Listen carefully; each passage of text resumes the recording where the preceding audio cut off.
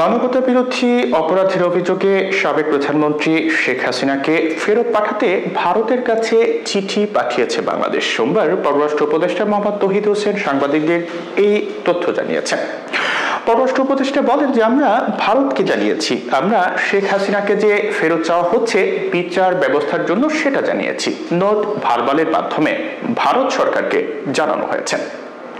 এর আগে স্বরাষ্ট্র উপদেষ্টা মোহাম্মদ জাহাঙ্গীর আলম চৌধুরী বলেন যে ক্ষমতাচ্যুত সরকার প্রধান শেখ হাসিনাকে ভারত থেকে ফেরানোর প্রয়োজনীয় উদ্যোগ নিতে পররাষ্ট্র মন্ত্রণালয়কে চিঠি দেওয়া হয়েছে। সোমবার রাজধানীর পিলখানায় বর্ডার গার্ড বাংলাদেশের সদর দপ্তরে বিজিবি দিবস উপলক্ষে পদোক্তি অনুষ্ঠানে তিনি এই কথা জানান। এ সময় স্বরাষ্ট্র উপদেষ্টা বলেন যে শেখ হাসিনাকে দেশে ফেরাতে ভারতের সঙ্গে যোগাযোগের জন্য প্রয়োজনীয় উদ্যোগ নিতে পররাষ্ট্র মন্ত্রণালয়কে চিঠি দেওয়া হয়েছে এক্সট্রা অডিশন করার জন্য। এটি প্রক্রিয়াধীন।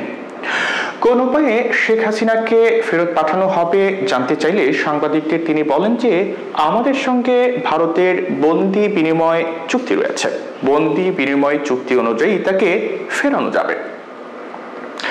এর আগে রোববার আন্তর্জাতিক অপরাধ ট্রাইব্যুনালের চিফ প্রসিকিউটর তাজুল ইসলাম জানিয়েছেন যে শেখ হাসিনা সহ আওয়ামী লীগের পলাতক নেতাদের বিরুদ্ধে ইন্টারপোলের রেড নোটিশ জারির পদক্ষেপ নিচ্ছে ট্রাইব্যুনাল। চিফ প্রসিকিউটর জানান শেখ হাসিনার বিরুদ্ধে ইন্টারপোলের রেড নোটিশ জারি হয়েছে কিনা সেটি জানাবে পুলিশের এনসিবি শাখা।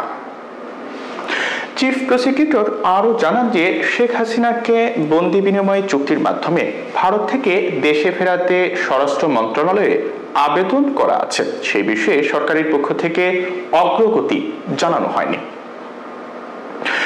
জুলাই আগস্টের গণহত্যার মামলায় গত 17 অক্টোবর শেখ হাসিনার বিরুদ্ধে গ্রেফতারি পরোয়ানা জারি করেন আন্তর্জাতিক অপরাধ ট্রাইব্যুনাল। এরপর তাকে দেশে ফেরাতে শুরু হয় নানা আইনি পদক্ষেপ। গত 13 নভেম্বর শেখ হাসিনাকে গ্রেফতারে ইন্টারপোলের রেড নোটিশ জারির বিষয়ে পদক্ষেপ নিতে পুলিশ মহাপরিদর্শকের কাছে আবেদন করে প্রসিকিউশন। এরপর আইজিপির দপ্তর যোগাযোগ করে ইন্টারপোলের সঙ্গে।